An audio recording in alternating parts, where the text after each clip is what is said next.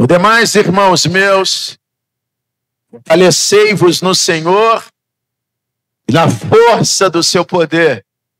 O apóstolo Paulo, aqui, inspirado pelo Espírito Santo, escreve essas palavras não apenas à igreja de Éfeso, mas a todos os cristãos em todos os tempos. Ele nos lembra aqui que nós vivemos uma batalha espiritual real. E não tem como ficar neutro nessa batalha espiritual. Não tem como ficar em cima do muro. Todos nós, todos os cristãos e todo mundo está nessa batalha espiritual.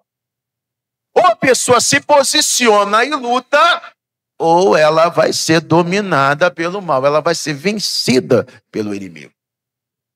Vamos destrinchar o que Paulo disse aqui, para nós aprendermos com um pouquinho mais de profundidade.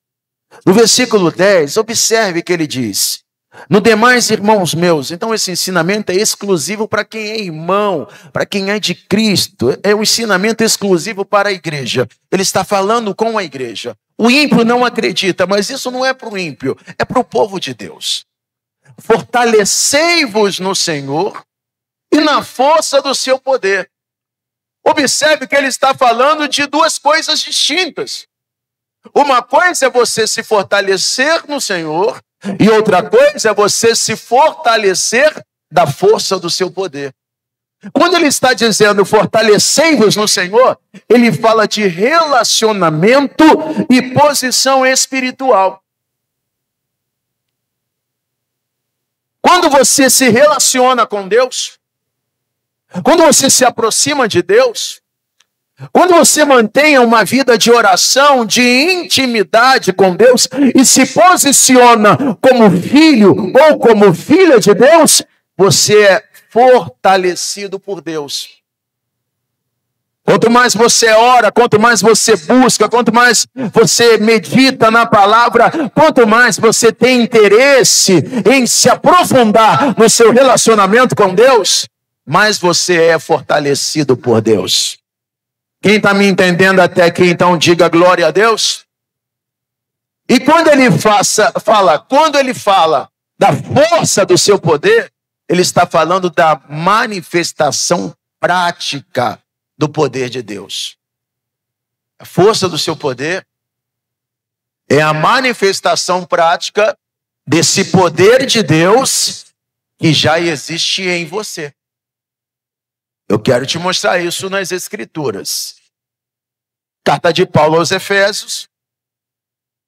Já estamos em Efésios, é só voltar aí um pouquinho. Capítulo de número 1. Efésios, capítulo 1. Acharam?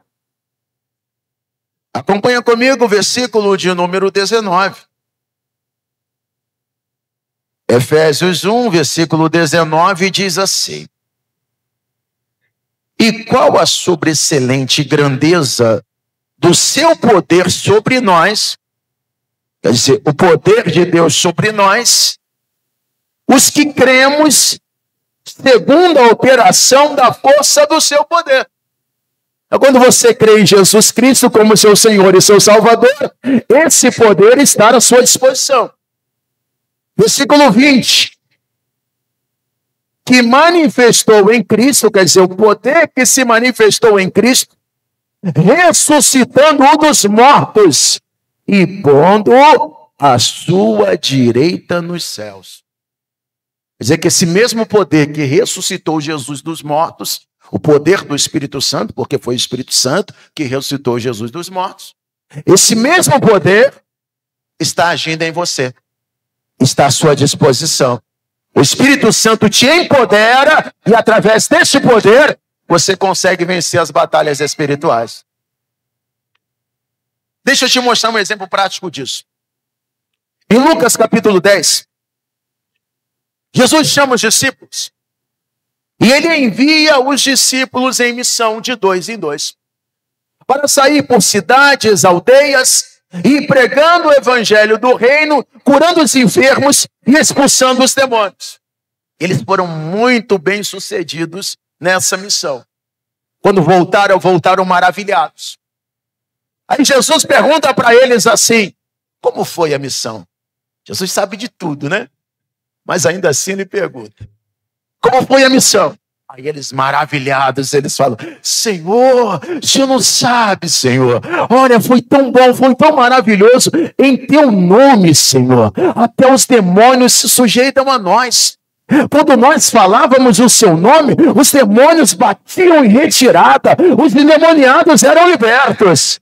Aí sabe o que Jesus fala para eles? Lucas 10, versículo 18. Jesus responde assim: eu vi Satanás cair do céu como um relâmpago. E eis que eu vos dou poder para pisar serpentes e escorpiões e toda a força do inimigo, e nada vos fará dano algum.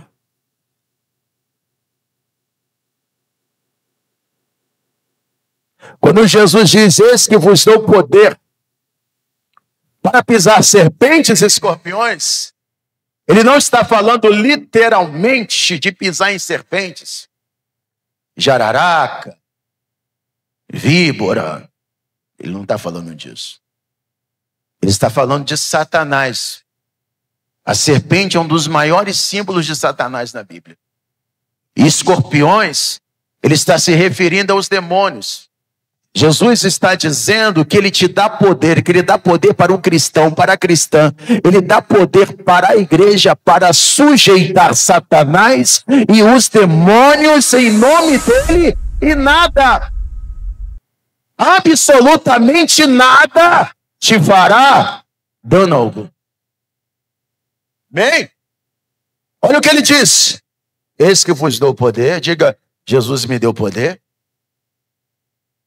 para pisar serpentes e escorpiões e toda força do inimigo. Não é o poder do inimigo. O inimigo não tem poder. O inimigo tem força. A força do mal, a força do ódio, mas Deus, além de força, ele tem poder. No poder de Deus, você consegue vencer toda a força do inimigo, e nem maldição, nem feitiçaria, nem inveja, nenhuma força do mal te fará dano algum. Porque maior é o que está em nós, porque é aquilo que age do mundo. E voltando lá para Efésios, capítulo de número 6, onde nós estávamos ali destrinchando, né? Dissecando o versículo. Paulo disse: revesti-vos de toda a armadura de Deus. Aqui Paulo está falando da ação intencional diária. Ação intencional diária. O que isso quer dizer, pastor? É preciso apropriar-se desse poder. Você tem que se revestir desse poder. Você tem que tomar posse desse poder. É como você tem lá na sua casa uma camisa no armário. Não basta saber que você tem uma camisa no guarda-roupa. Você tem que vesti-la. Não basta você saber que o poder de Deus está à sua disposição. Você tem que tomar posse dele. Não basta você saber que existe uma armadura de Deus e que está escrito na Bíblia. Você tem que se revestir diariamente dessa armadura para que você possa vencer todas as astutas ciladas do diabo. No mundo material, existem milhares de religiões. Milhares de religiões. Tem religião para todo gosto. Mas no mundo espiritual, só existem dois reinos. Só dois reinos. O reino de Deus, que é governado por Jesus Cristo, a luz do mundo, o príncipe da paz, o rei dos reis e o Senhor dos senhores. E o outro reino é o reino das trevas, que é governado por Satanás, o príncipe das trevas. Não tem como ficar neutro nisso. Não tem como a pessoa dizer assim: eu não quero entregar minha vida para Jesus, eu não quero ser cristão, Eu não quero fazer parte desse reino de Jesus, mas eu também não quero nada com o diabo. Eu não quero saber do diabo. Eu vou ficar neutro. Não, tem como ficar neutro. Ou você é da luz, ou você é das trevas. Vocês aqui já entenderam isso faz tempo. É por isso que vocês estão fazendo parte do reino de Deus. Mas tem tanta gente com esse entendimento fechado. A pessoa diz assim, não, eu não quero nada com o diabo. Eu não vou entregar minha vida para Jesus, eu não quero me comprometer, não quero ser batizado, eu já tenho minha religião, né? Então eu não quero ser da igreja, eu não quero nada com Jesus agora. Eu sei que Jesus é bom, ele tem palavras lindas, mas eu estou bem com a minha religião, mas eu também, não quero nada com o diabo. Ou você está com Cristo, ou você está contra ele. Ele mesmo disse, quem não é por mim é contra mim. Quem comigo não ajunta, espalha. Então, ou a pessoa é de Deus, é da luz, ou a pessoa é das trevas. Quem está me entendendo até aqui, diga glória a Deus. E não há comparação, meus amados. Não há comparação entre o reino de Deus e o reino das trevas. Não tem como comparar o poder de Deus com a força de Satanás. Deus, ele é infinitamente mais poderoso do que Satanás. Tem gente que acha que Satanás fica lutando contra Deus. Tem gente que acredita que Deus fica travando batalhas com Satanás. Deus não luta com Satanás, porque Deus é infinitamente mais poderoso do que Satanás. Quem está me entendendo até aqui, diga glória a Deus. Não existe essa batalha direta de Satanás contra Deus. E Deus contra Satanás. Cada dia eles lutam um pouco. Não, não existe isso, não. O diabo, ele sabe que ele não pode com Deus. Ele sabe que ele já foi derrotado por Deus. E como ele sabe que ele não pode tocar em Deus, o que ele tenta fazer? Ele tenta tocar na igreja. Ele tenta tocar nos escolhidos. Ele tenta tocar naquilo que Deus mais ama, que é a coroa da criação de Deus, o ser humano. Em Gênesis, no capítulo 1, no versículo 26, Deus disse assim: façamos o homem à nossa imagem. Você vê o Pai, o Filho e o Espírito Santo ali, uma conversa da Trindade. Eles estão dizendo, façamos o homem a nossa imagem conforme a nossa semelhança. De todas as criaturas de Deus, você, eu, nós, o ser humano, nós somos os únicos feitos à imagem e à semelhança de Deus. E o diabo odeia isso. Ele odeia isso. Então o diabo, ele nos tem como inimigos. Como ele sabe que não pode tocar em Deus, o que ele tenta fazer? Tenta tocar em você. Tenta tocar em nós. Tenta tocar na igreja. Quem está entendendo até aqui, então diga glória a Deus. E como Paulo disse, a nossa guerra não é contra carne e sangue.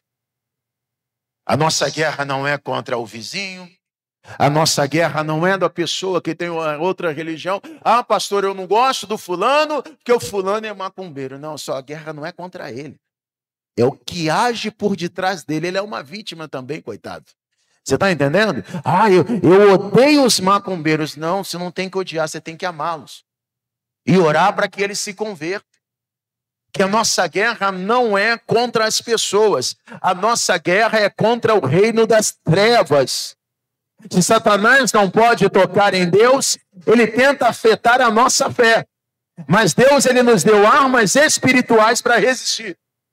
E eu vou te mostrar pelo menos 4 armas espirituais para que você venha resistir e vencer a batalha espiritual. Se você puder anotar, anote. Não confie na memória, se você esquecer, você não pratica. Se não praticar, a palavra não tem resultado na tua vida. Primeiro passo para você vencer a batalha espiritual é reconhecer a batalha e reconhecer o inimigo. Primeiro passo para vencer a batalha espiritual. Reconhecer a batalha é saber que ela existe e reconhecer o inimigo.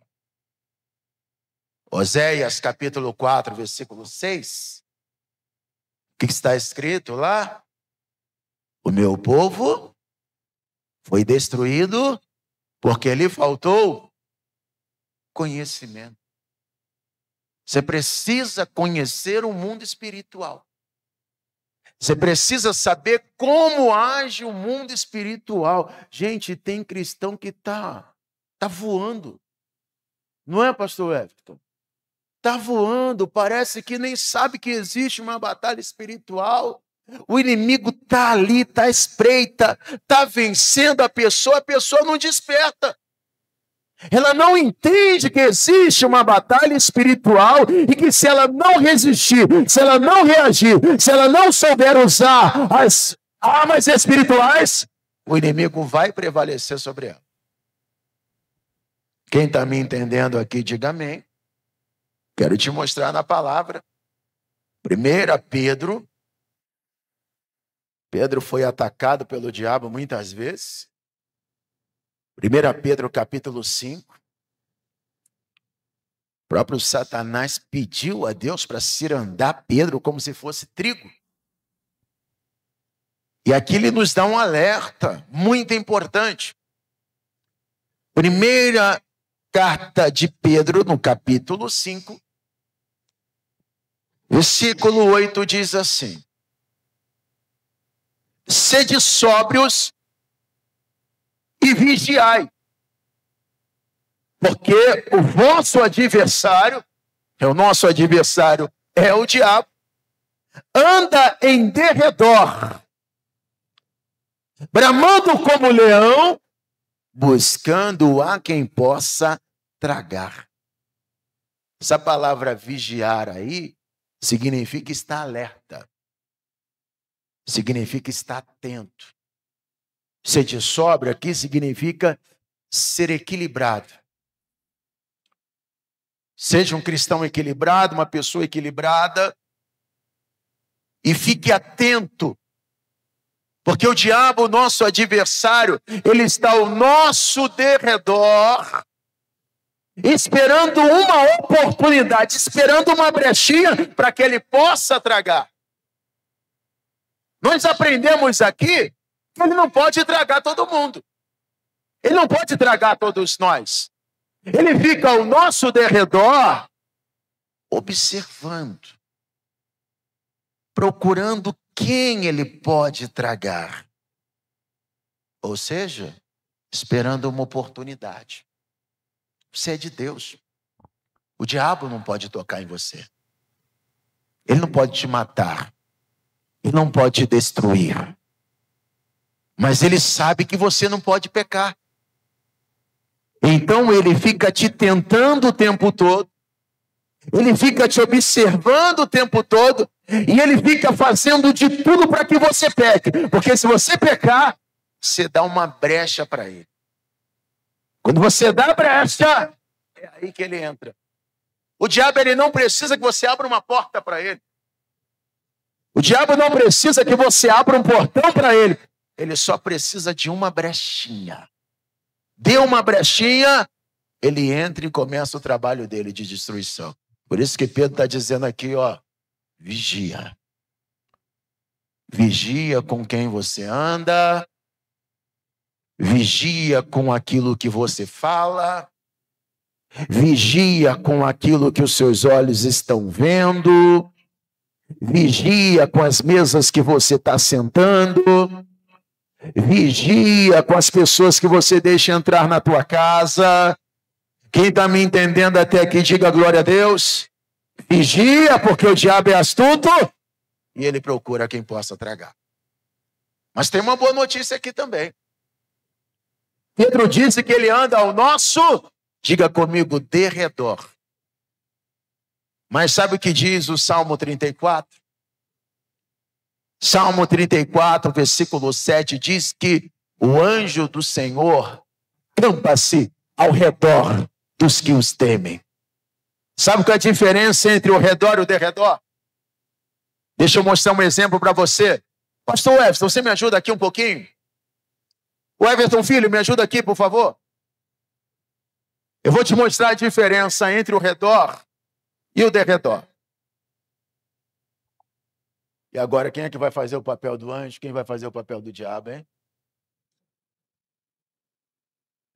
Você vai ter que ser o anjo. Você está mais perto de mim agora, você chegou primeiro. Meu filho, você vai ter que ser o diabo só hoje. Fica ali atrás dele, por favor. O diabo, nosso adversário, anda ao nosso derredor. Ele está no meu derredor. E ele está ao meu redor. Você está entendendo? O diabo, ele anda ao seu derredor, mas mais próximo de você. Ao seu redor está o anjo do Senhor que acampa ao redor daqueles que o temem e os livra de todo mal. Segundo passo para vencer a batalha espiritual. Segundo passo é saber usar as armas espirituais. Segundo passo, saber usar as armas espirituais. São pelo menos 3. A oração, o jejum e a palavra de Deus.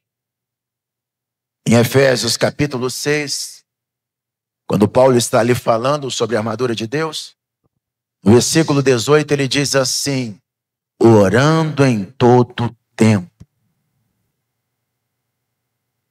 com toda oração e súplica por todos os santos, e vigiando nisso. Então, olha, não baixa a guarda na oração. Paulo não fala que nós temos que orar o tempo todo. Ele fala que nós podemos orar a todo tempo. Você não pode passar o tempo todo orando, né? Você poderia passar esse dia de hoje, o dia todo orando? Você poderia passar, por mais que você quisesse, passar essa sexta-feira o dia todo orando? Não, pastor, até que eu gostaria, mas eu tenho que trabalhar, eu tenho que buscar meus filhos na escola, eu tenho que preparar o almoço. Então você não consegue passar o dia todo orando. Mas você consegue orar em todo o tempo. Orar em todo o tempo não é você ter que parar tudo, ir para um lugar, trancar a porta e orar. Orar em todo o tempo não é você ir para o monte e passar 3, 4 dias lá no monte. Orar em todo o tempo é você pode estar onde você estiver, mas você está em espírito ali, você está orando. Você entrou no carro, vai dirigir, você está de olhos abertos, está atento no trânsito, mas você está falando: Senhor, me guarda. Senhor, me leva. Senhor, vai à minha frente. Senhor, abençoe os outros motoristas. Senhor, desfaça todo mal aqui na estrada. Você está entendendo? Você está em espírito, mas o tempo todo você está conectado com o céu. Você pode não estar parando, fechando os olhos, dobrando os joelhos, mas a conexão não acaba. Você está o tempo todo conectado com o céu, falando com Deus, e Deus está te ouvindo.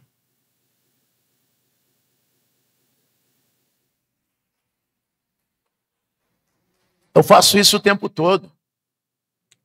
Às vezes eu paro, dobro os joelhos, oro, passo um tempo em oração, mas eu não consigo estar fazendo isso o tempo todo, o dia todo.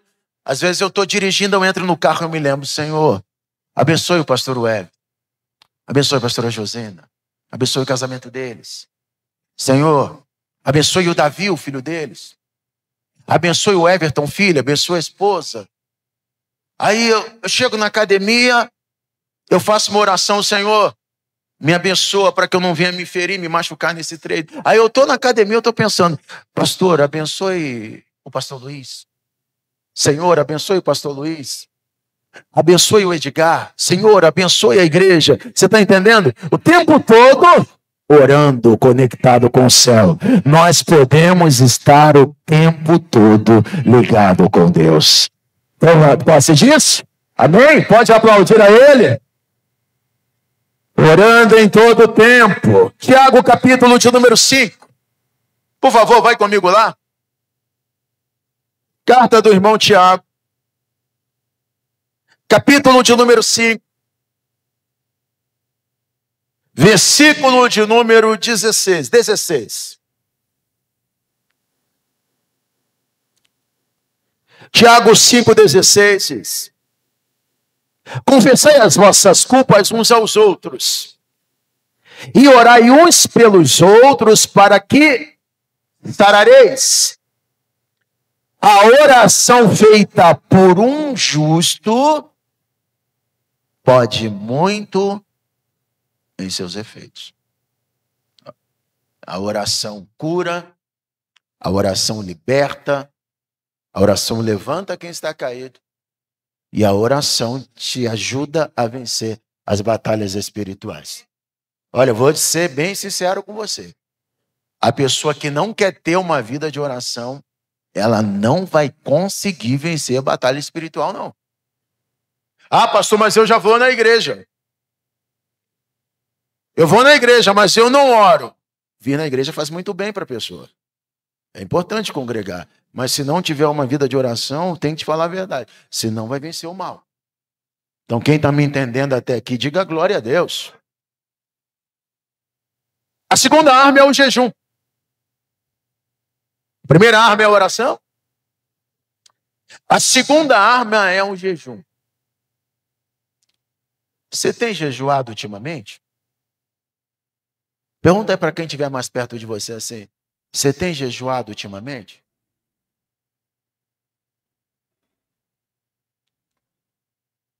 Você sabe que uma vez Jesus foi para o monte e ele levou com ele Pedro, Tiago e João.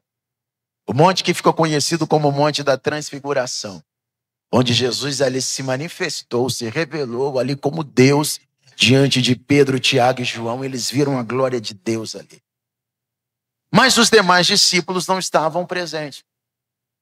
Enquanto Jesus estava no monte com Pedro, Tiago e João, um pai levou um filho endemoniado para que os discípulos expulsassem o demônio dele. E os discípulos tentaram, mas o demônio não saía de jeito nenhum. E eles diziam, sai, sai, sai. E o demônio não saía. O demônio gosta quando a pessoa tenta expulsar e ele não sente confiança na pessoa. A pessoa está com medo, insegura. O demônio gosta. A pessoa quando não consegue expulsar, aí que eles quer bagunçar mesmo o negócio. Os discípulos estão envergonhados porque não conseguem expulsar o demônio. Aí Jesus chega. Quando Jesus chega, Jesus pergunta, o que está acontecendo aqui? Havia uma discussão ali. Estavam acusando os discípulos de Jesus de charlatões, de falsos profetas. Aí Jesus chega e pergunta, o que está acontecendo? Aí vem o pai, sai do meio assim, falando, que o meu filho, ele tem um espírito mudo. E esse espírito, quando se apossa dele, lança ele no fogo. E depois esse espírito maligno joga ele na água. Ele está se secando, ele é pele e osso. E eu trouxe os seus discípulos para expulsar, mas eles não puderam. Não é que eles não quiseram, eles tentaram, mas não conseguiram. Não puderam. Aí Jesus pergunta, há quanto tempo ele está assim? O pai diz, desde a sua infância. E Jesus foi lá e expulsou o demônio. O demônio não resistiu nem um pouco. Quando Jesus falou, sai dele, o demônio saiu na mesma hora, o menino foi liberto. O menino que estava mudo começa a falar. Os discípulos ficam abismados com aquilo.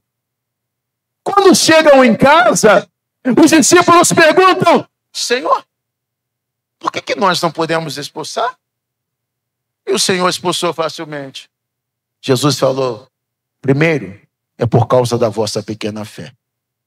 Segundo, essa casta de demônio não sai por coisa alguma, a não ser pelo poder do jejum e da oração. Mateus 17, versículo 21. Existem castas de demônios que não vão sair se não for pelo poder do jejum e pelo poder da oração. Existem problemas que você vai conseguir resolver através da oração. Mas existem problemas que só através da oração você não vai conseguir resolver. Você vai precisar do jejum e da oração. Agora, uma coisa é muito importante a pessoa entender, porque eu já vi muitos cristãos errarem nisso. E eu, por muito tempo, também errei nisso. Até que eu aprendi. Existem pessoas que acham que elas têm que jejuar para expulsar demônio. Não, eu tenho que jejuar, porque se eu não jejuar, eu não expulso o demônio. Não, não. O objetivo do jejum não é te dar poder para expulsar demônio. O poder está na autoridade que há no nome de Jesus.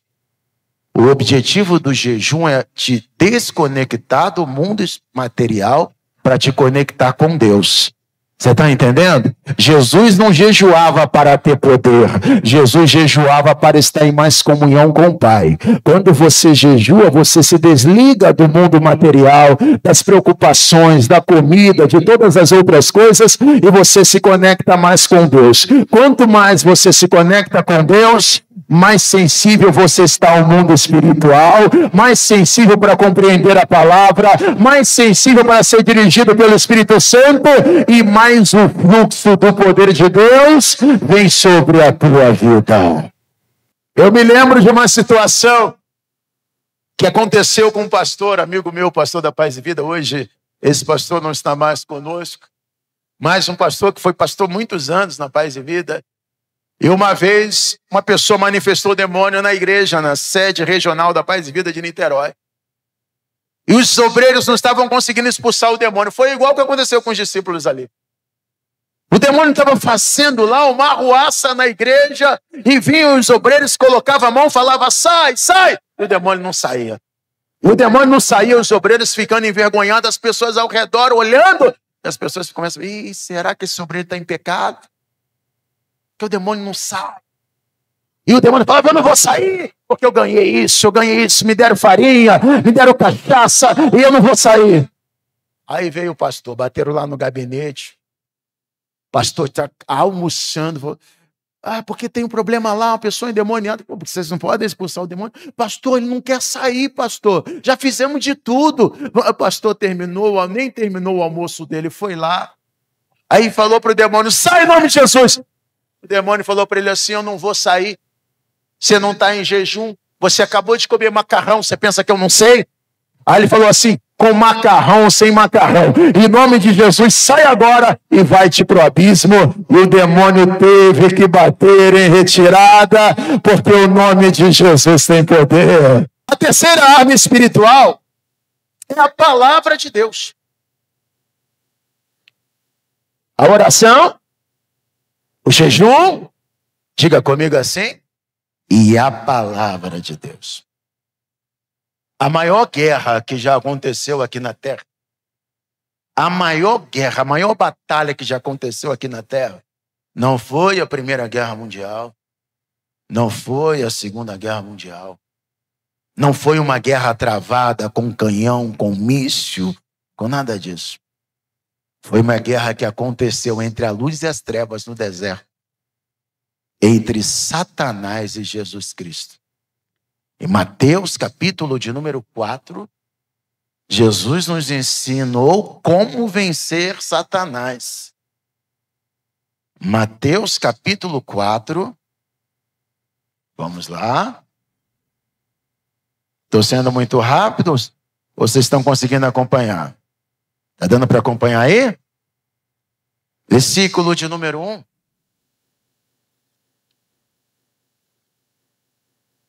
A tentação de Jesus, é isso mesmo.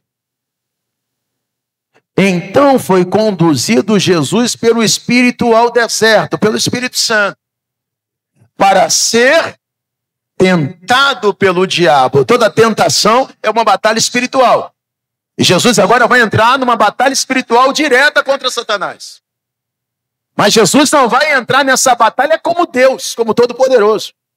Jesus vai entrar nessa batalha como ser humano, nos ensinando como nós, como seres humanos, podemos vencer a batalha. Versículo 2 diz, e tendo jejuado 40 dias e 40 noites, depois teve fome. Teve fome, mas ele comeu? Diga comigo, não. Nesse momento, não.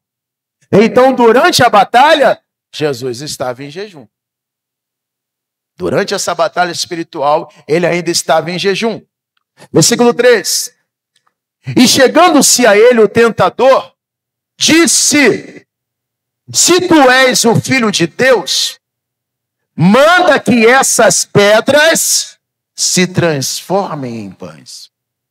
Aqui o diabo vai usar uma das maiores armas que o inferno usa. Uma das maiores armas de Satanás, a dúvida. Deus trabalha com a fé. Sem fé é impossível agradar a Deus. E Satanás quer tirar a tua fé para que você fique em dúvida no que diz respeito à palavra. Deus tinha acabado de dizer, quando Jesus foi batizado nas águas: esse é o meu filho amado, em quem eu me comprazo. Aí vem Satanás atacar a identidade espiritual de Jesus. E coloca em dúvida o que Deus disse. Se tu és o Filho de Deus, Deus está dizendo que você é filho dele, mas eu quero que você prove isso para mim. Prova para mim que você é filho de Deus. Se tu és filho de Deus mesmo, então manda que essas pedras se transformem em pães. E Jesus podia ou não podia transformar pedra em pães? Ele que transformou água em vinho, não poderia transformar pedra em pães também? Sim ou não? Mas se Jesus transformasse as pedras em pães, ele estaria fazendo a vontade do diabo. E todo aquele que faz a vontade do diabo peca. Aí o que Jesus faz? Jesus vai desembaiar a espada do Espírito, que é a palavra de Deus. E ele vai responder para Satanás: está escrito, nem só de pão viverá o homem, mas de toda a palavra que sai da boca de Deus. Glória a Deus. A palavra é a espada do Espírito, e é com ela que você vai vencer Satanás. Agora Satanás parte para o segundo ataque. Versículo de número 5. Então o diabo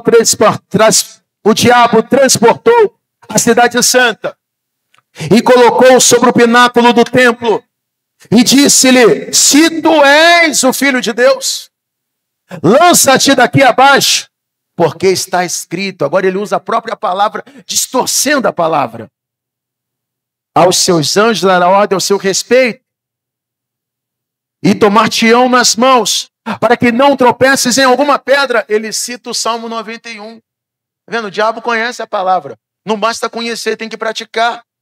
Aí Jesus agora desembaia a espada do Espírito mais uma vez.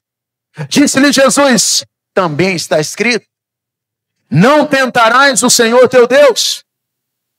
Novamente o transportou o diabo ao monte muito alto e mostrou todos os reinos do mundo e a glória deles. E disse-lhe: tudo isso te darei, se prostrado me adorares. Então disse-lhe Jesus: vai-te, Satanás, porque está escrito. Mais uma vez Jesus responde na palavra: ao Senhor teu Deus adorarás, e só a Ele servirás. Nós somos corpo, alma e espírito. O diabo primeiro atacou o corpo. Ele aproveita a fome. E ele fala: se tu és filho de Deus, manda essas pedras se transformar em pães. Jesus respondeu na palavra e não cedeu. Agora, ele ataca na alma. Se tu és o Filho de Deus, pula-te daqui abaixo. Aí ele cita o Salmo 91. E os judeus esperavam o Messias libertador. Se Jesus pulasse lá do pináculo do templo e continuasse vivo, seria uma excelente estratégia para levar um monte de seguidores. É sensacionalismo. Satanás está tentando fazer Jesus usar o sensacionalismo ao seu favor. Mas Jesus resiste. Amém, minha gente? E ele continua sendo humilde, seguindo o plano de Deus. Aí agora ele ataca no espiritual. Porque a adoração é espiritual, né? Deus é espírito e importa que aqueles que o adorem em espírito e em verdade. Agora ele ataca no espiritual e diz: se tu és mesmo filho de Deus, ou melhor, ele diz: tudo isso te darei, Me mostra todos os reinos do mundo e a glória deles. Tudo isso eu te darei. Basta você prostrar-se e me adorar. E Jesus diz: vai-te, Satanás, porque está escrito: somente ao Senhor teu Deus adorarás e só a Ele servirás. Jesus venceu a batalha no corpo, Jesus venceu a batalha na alma, Jesus venceu a batalha no espírito, usando a palavra de Deus, que é a espada do Espírito Santo. Terceiro passo para vencer a batalha espiritual: estar coberto e abrigado. Terceiro passo para vencermos a batalha espiritual: você precisa estar coberto e abrigado. Tiago 4, versículo 7 diz: sujeitai-vos, pois, a Deus,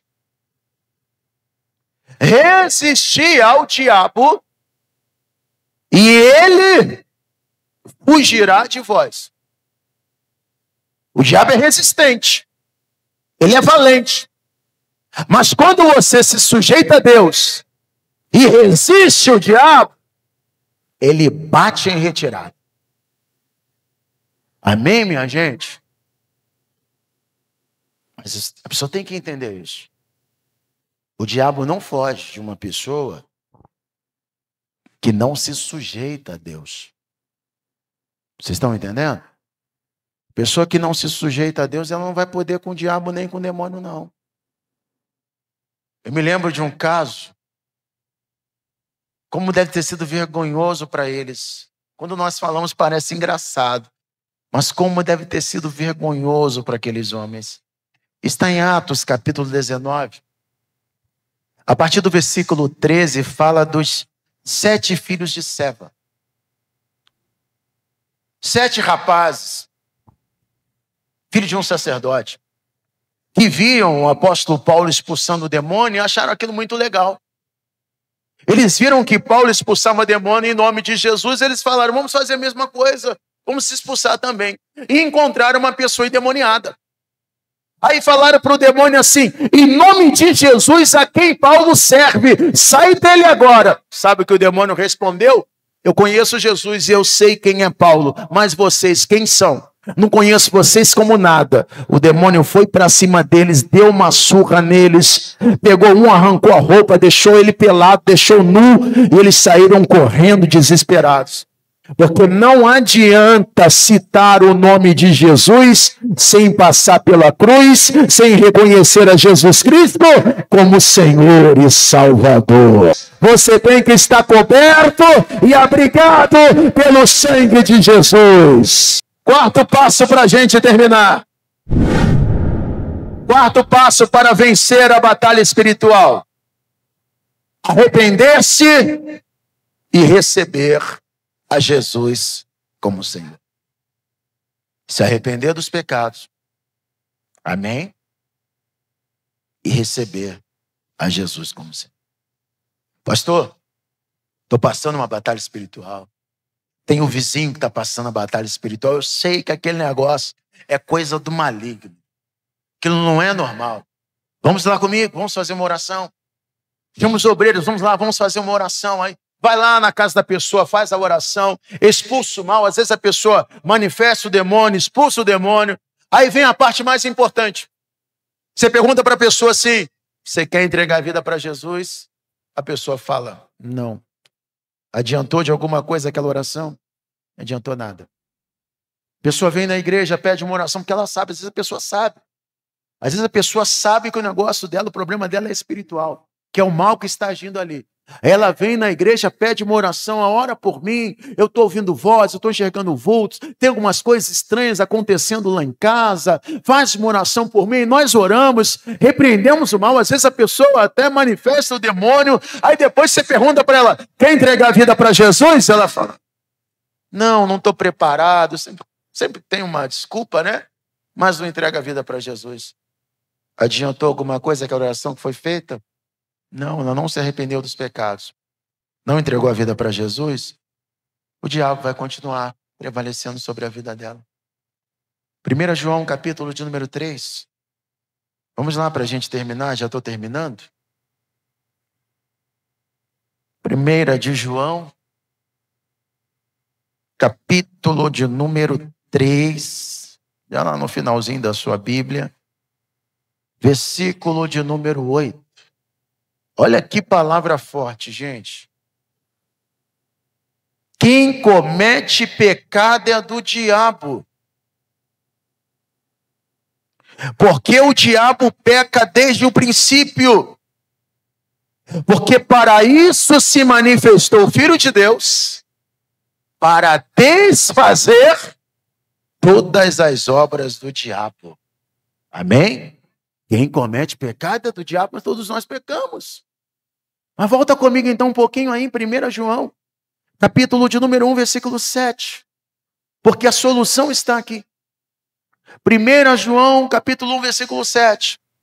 Mas se andarmos na luz, como Ele na luz está, temos comunhão uns com os outros. E o sangue de Jesus Cristo, seu Filho, nos purifica de todo o pecado. Amém? O sangue de Jesus te purifica de todo o pecado. Quebra todo o domínio do pecado, do diabo e do inferno sobre a tua vida. E o sangue de Jesus te dá poder para vencer toda obra do maligno.